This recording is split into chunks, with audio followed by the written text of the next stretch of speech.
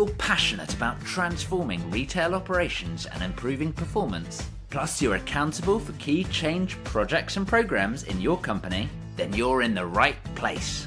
Welcome to the Retail Transformation Show with me, Oliver Banks.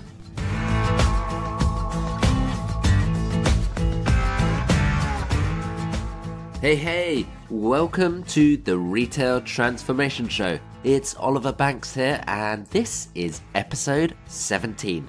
Now, before we get right into this, I have to mention, this is a continuation of episode 16.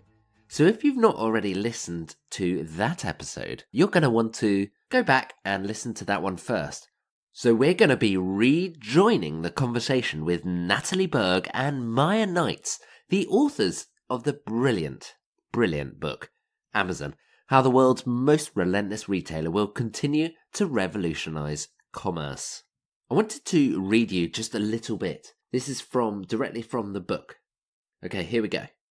The urgency for retailers to reinvent the physical space will be reinforced as more categories move online. Shoppers can literally buy anything online today, and thanks to Prime, usually have it delivered the very next day. Amazon has taken every effort out of shopping.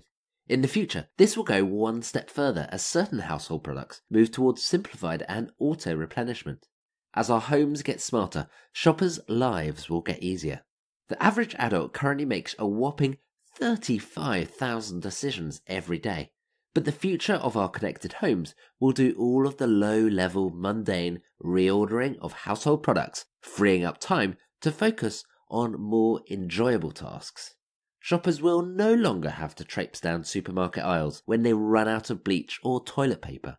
They will spend less of their valuable time buying the essentials, and we believe the impact on the physical store will be immense. Retailers today should be rethinking store layout, trip drivers, and the broader purpose of the store. In the future, we will see a greater divergence between functional and fun shopping.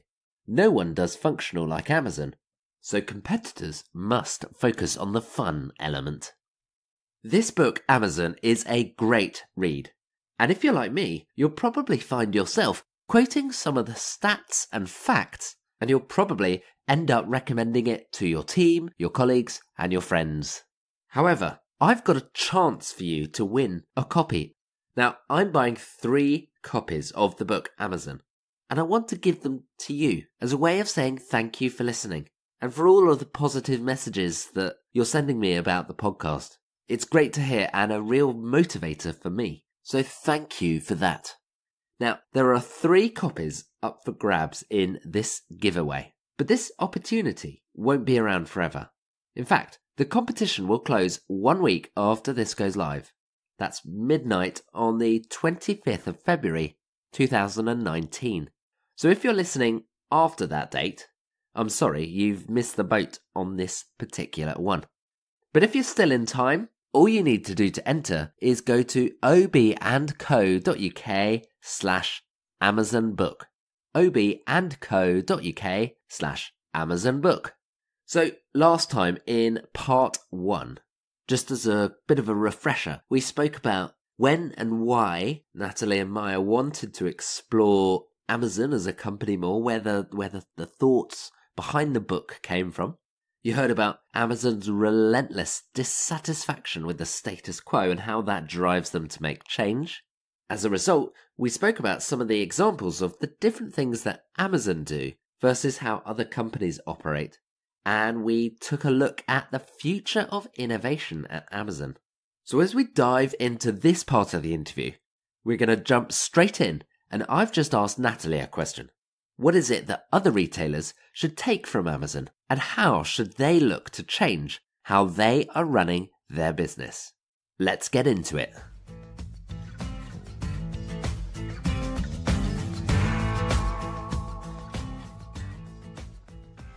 Yeah, well, I think the number one rule in retail right now is that you can't beat Amazon on their own terms. As we've discussed throughout the podcast, they play by their own set of rules. Right from the very beginning, when they convinced their first shareholders in a growth over profit strategy, And of course, you have to acknowledge that the playing field has never been level because they pay a lot less tax than their bricks and mortar retailers. So with that said, I think retailers can still learn a lot from Amazon. And I think that, we hear the phrase the Amazon effect, and we immediately think of all the negative stuff. We think of the doom and gloom, stores closing, retailers going bankrupt, job losses. And yes, you have to acknowledge that that is happening, and Amazon is partly to blame. There are a lot of other issues impacting the high street as well, which of course we won't get into here.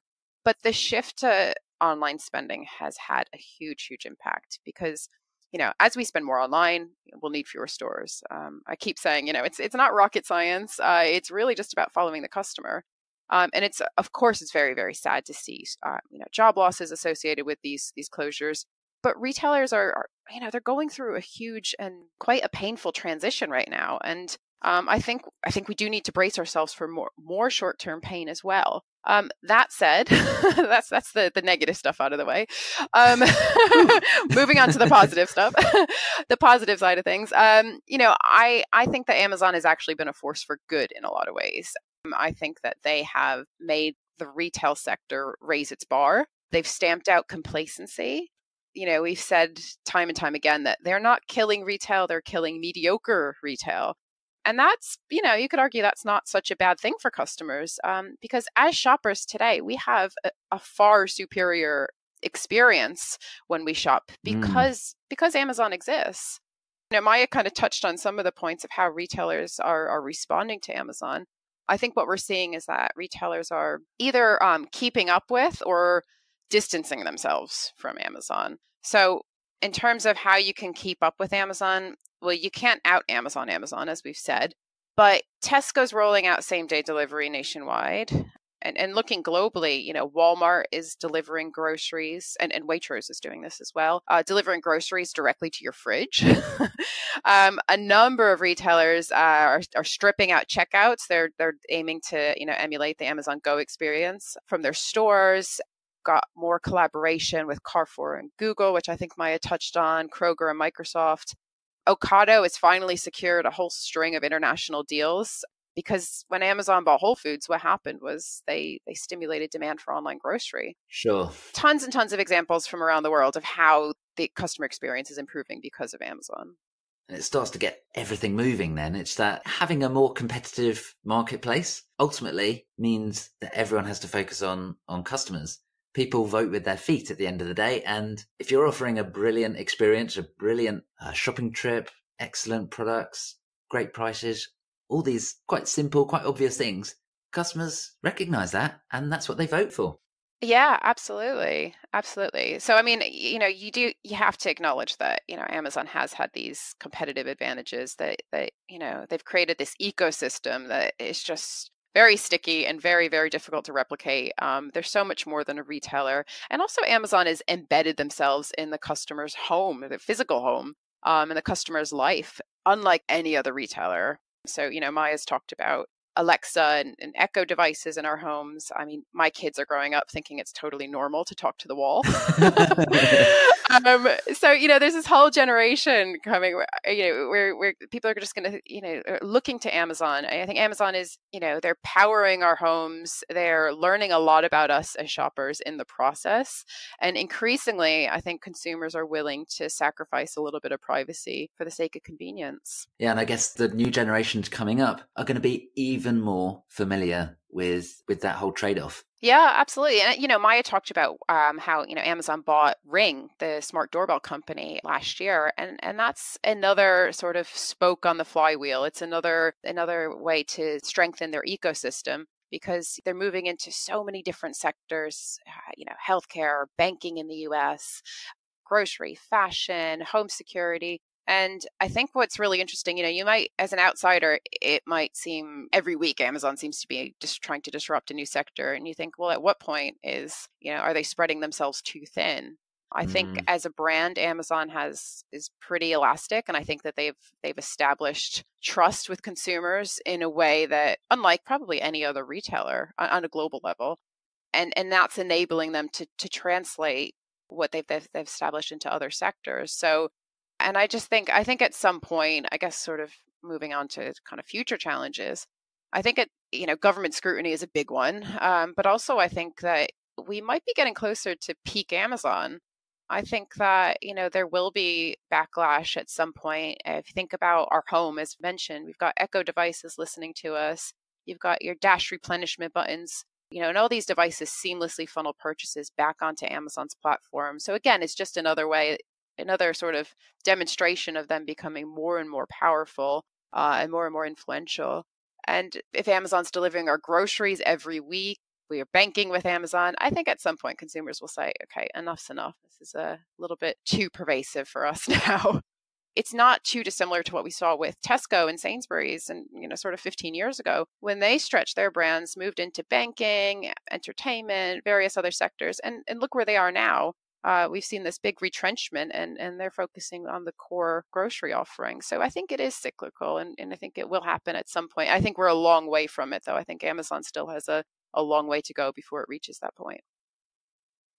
I think it's interesting, talking about the ecosystem and in the book, you go into how they've managed to build this ecosystem up, and food really begins to play at the center of that. And along with all of their tech-enabled devices, Alexa and so on, it really forms quite a stronghold. And if you, the listener, are interested in getting into that, then again, please do go and pick up a copy of Amazon. It's an incredible read, so make sure you do that. So can I just read a little from the book? Is that all right? Yeah, of course. It's only a very short little extract, but it leads us on to a really interesting topic. Winning in retail today means excelling where Amazon cannot, and therefore focusing less on product and more on experience, services, and expertise. And then you introduce the concept of what Amazon can't do. So tell me a bit more about what Amazon can't do. What is that concept? I think it leads nicely from what Natalie was saying about reaching peak Amazon and what we look to Amazon for at the moment, as its strategy clearly demonstrates it wants to embed ourselves in every part of its life. The largest category in all of retail is food. It sounds obvious when you think, yes, we buy more of stuff that we eat than anything else. And it makes sense that in terms of wanting to know about our habits as customers and our lives and build better products as a result, Amazon needed to move into food and needed to move into bricks and mortar to support that, to get the frequency. And that's part of why we're seeing digitally native, digital first, online only brands also following that lead and wanting to see the customer from a bricks and mortar perspective as well. But I really think when it comes to what Amazon can't do, it's kind of ploughed this furrow, going down this strategic route, and it's actually taking on a very functional aspect in terms of functional role in our retail lives as consumers. In removing as much friction as they can, I think they've left quite a lot of headroom for introducing more fun, which I think goes back to the extract you read from when we talk about experiential retail having a resurgence. Again, it's focused on the customer. It's focused on what will make the shopping experience more pleasurable for the customer, as opposed to just making it convenient and easy. We want that. Our expectations are now raised so much that we actually want to have a good experience, not just a functional and fun experience. And I always call out here the fact that you can put a search term in on Amazon, albeit the most popular shopping search engine in the world, and it will guarantee to give you 20,000 results, and it will require you to go through a massive list of filters to find the right thing. Now, they might be able to use voice and new store formats like Amazon Go to remove friction, just as they did with their one-click patent, checkout patent all those years ago. That expired in 2017. But at the same time, they do make it, in selling everything and focusing so much on how they sell it, I think there's a twofold opportunity. The one I've already talked about is focusing on the fun aspect of how you sell what you sell, making that experience pleasurable and one you want to share and talk about to your friends and recommend. And then also focusing on a really well curated range of products that doesn't give you everything, but takes you more easily, more quickly to the products that you're looking for, and giving you more information, more curated content about those products so that you can find out more about their provenance. I think there is definitely room in those two areas that Amazon has left for other retailers to explore. And actually, it goes back to the core of what retailing is. It's to be a merchant, it's to know who your customers are, it's to give them their best experience, and it's to curate the best range for the customers that you know. So I think there's a lot that retailers can exploit from what Amazon can't do. Just to add to what Maya's already said, I think that we say this in the book that Amazon is great for buying, it's great for purchasing, but pretty awful when it comes to shopping. You make this the reference of Amazon very functional, but not very fun. Exactly. And I think in the future, we will see a divergence between functional and fun shopping. And the functional side is going to become even more functional as Amazon looks to things like auto replenishment and this idea that in the future, we'll spend less time buying the essentials, the boring but essential stuff. And that will free up time. And it just happens. No one enjoys buying toilet roll, for example, right? Exactly. And if it can be automatically, replenished and you don't have to make that trip to the store, then, saves you time. And I think that that's an important point about time. I think in the future, retailers have to either save you time or enhance your time. Yeah. And I think there is an opportunity for bricks and mortar retailers to enhance time, to focus on the things that can't be done online. And we talk a lot about the store of the future as not just a place to buy stuff. It's, we all know now it has to go beyond product because you can buy literally anything online now. And if you buy it on Amazon, it turns up the next day or the same day.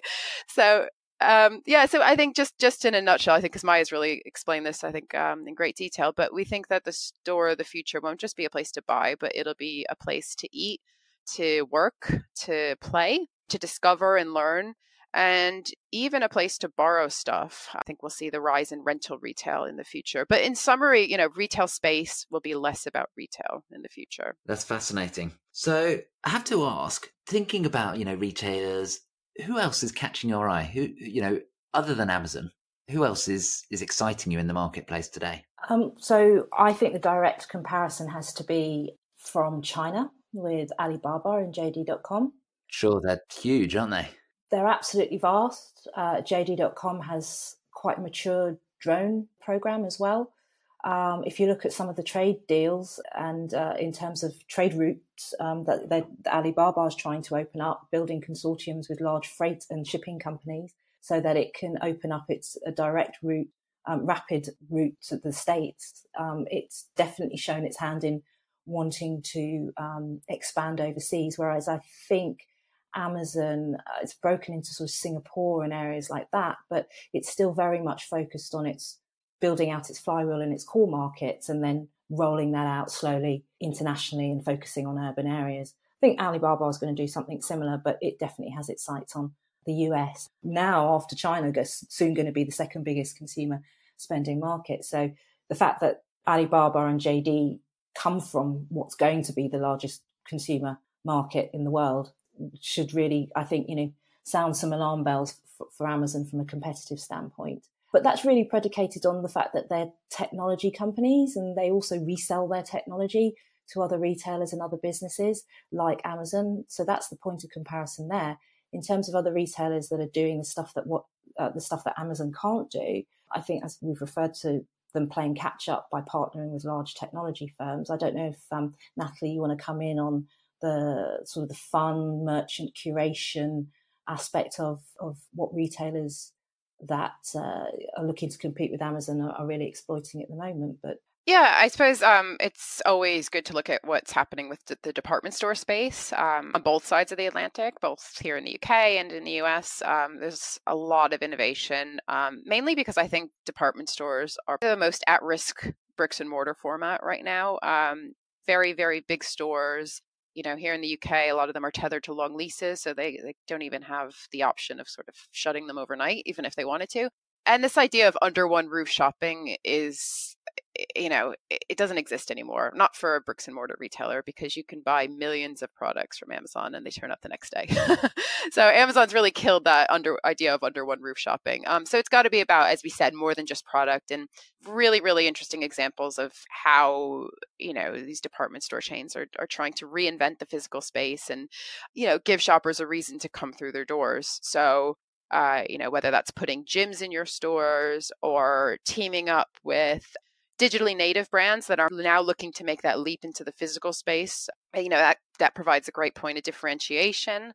I think the problem is there's a sea of sameness at the moment, same merchandise, similar stores, and products that can be bought online in a more convenient or possibly in cheaper as well. So I think it's really about how do you differentiate, how do you ensure that you're still relevant to a shopper whose expectations have just gone through the roof. So yeah, lots of interesting experimentation there. And I think, retailers that are doing well, everyone's having a hard time at the moment. But if you look at retailers that are doing well, there are some common traits. So agility is a big one. Agility over scale, I'd say. But also, retailers that have recognized that, you know what, you need a really clear idea of your target customer now. Being all things to all people is just no longer an option. And also, it's so essential, isn't it, to have that target customer in mind and focus relentlessly on them and on their challenges, what they, what excites them, what causes them pain and hassle. Exactly. It's such an important point that so many retailers can really go after. Exactly. Yeah, absolutely. I mean, I think Amazon is probably the only retailer that can get away with being all things to all people. They are the everything store. And as Maya said, it's how they sell everything. And I think that it's for other retailers, there's definitely, an opportunity to hone in on your strengths, hone in on your target customer. And for some retailers, that's, easier said than done. If you look at, not to call out particular retailers, but there's some, very well-known department stores, again, I'll go back to the department store channel, who have just, they haven't been particularly good at honing in on that target customer. And if you think in clothing and fashion in particular, we're spending less on clothes. The market is contracting and it's very crowded and very competitive. There's, new entrants. You've got fast fashion chains, online only retailers who are also having some problems of their own. And I think some of the perhaps underreported costs of selling clothes online are now starting to see some cracks there. But nonetheless, I think there's a lot happening in the sector. There's a lot of challenges, and I think that retailers can learn from Amazon either by keeping up with Amazon, as we've said, around delivery, cutting out friction in improving the customer experience, but also distancing themselves from Amazon and providing those experiences, an in-store experience that is really compelling, really memorable, and again, something that you can't get just by, Amazon priming it. Well, I think that's a great place to actually wrap up this interview. It's been absolutely fascinating. We've gone in so many different directions. I'm sure our listeners will be wanting to rewind and take another listen. Let me tell you, they should definitely go and pick up a copy of the book. It's absolutely brilliant. So, Natalie, Maya, thank you so much. It's been absolutely fascinating. Congratulations once again on the book. It's been absolutely brilliant. Thanks, Ollie. It's been a pleasure and really enjoy the conversation. Yes, yeah, absolutely, Ollie. It's been great speaking with you and Natalie. Thanks for the opportunity. Thanks very much.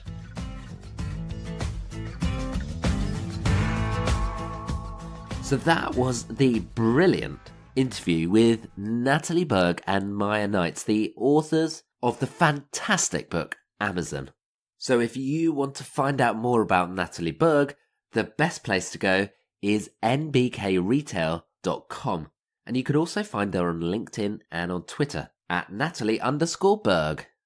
Meanwhile, you can find Maya Knights on LinkedIn and on Twitter at Mazanites.